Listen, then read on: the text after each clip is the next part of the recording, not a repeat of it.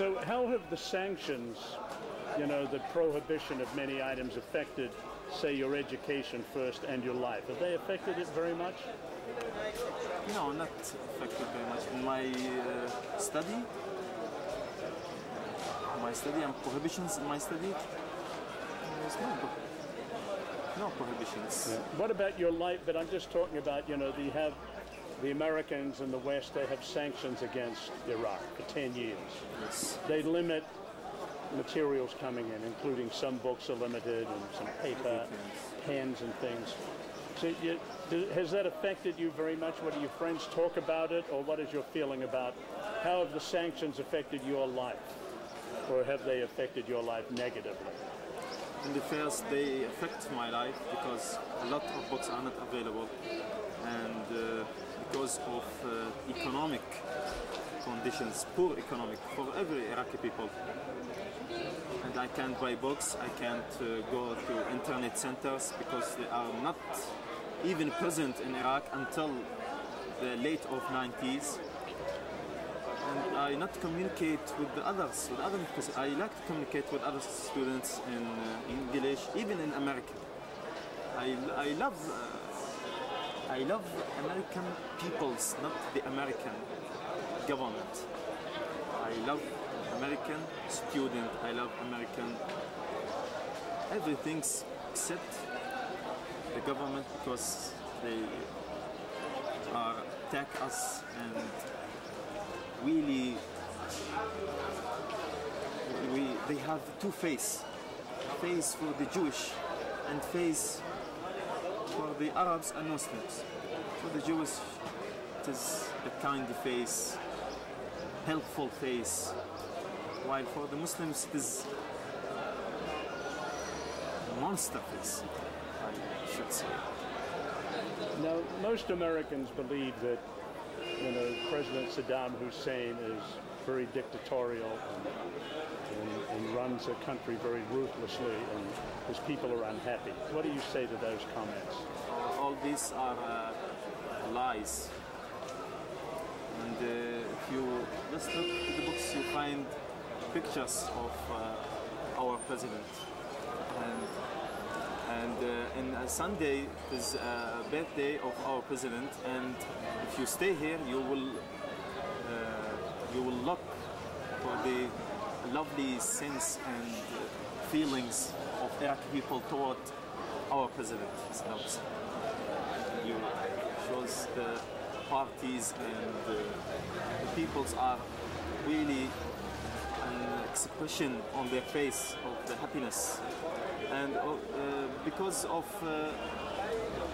this condition, I'd say, because of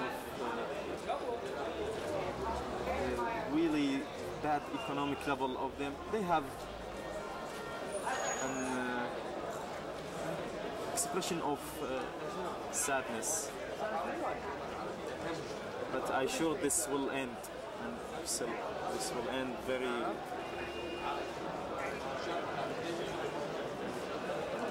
I should say very rapidly. Okay, now the United States felt it necessary to wage war on Iraq in '91, then it returned in '93, '96, and '98 with bombing. And now the American government very openly is threatening to attack again. What, as a resident here, as a supporter of the president, with the family here, what do you think about this American threat to return and finally overthrow your government? We are, because of these repeated attacks, we see that is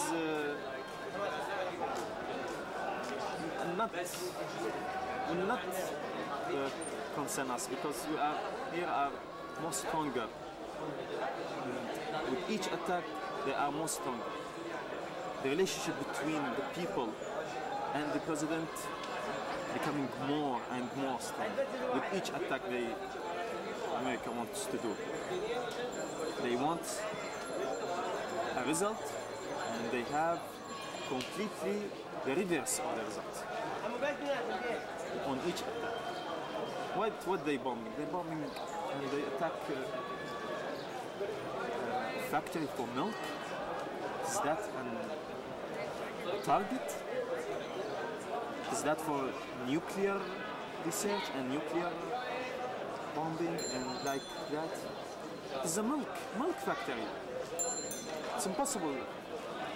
And pharmaceutical bombing in Sudan. You remember it? They attack it and they say that it is a center for terrorism and many things that his mind does not accept it. Why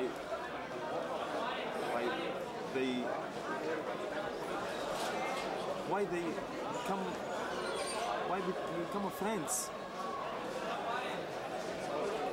Iraqi people love friendship. Iraqi not love the war, not love.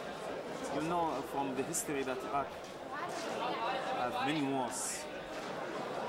1918, 1999, and before that. We do not love this. We do not want war. But it is mandatory for us to protect ourselves and not become a coward. We do not love war, but more than that, we do not love to be a coward. That is the point.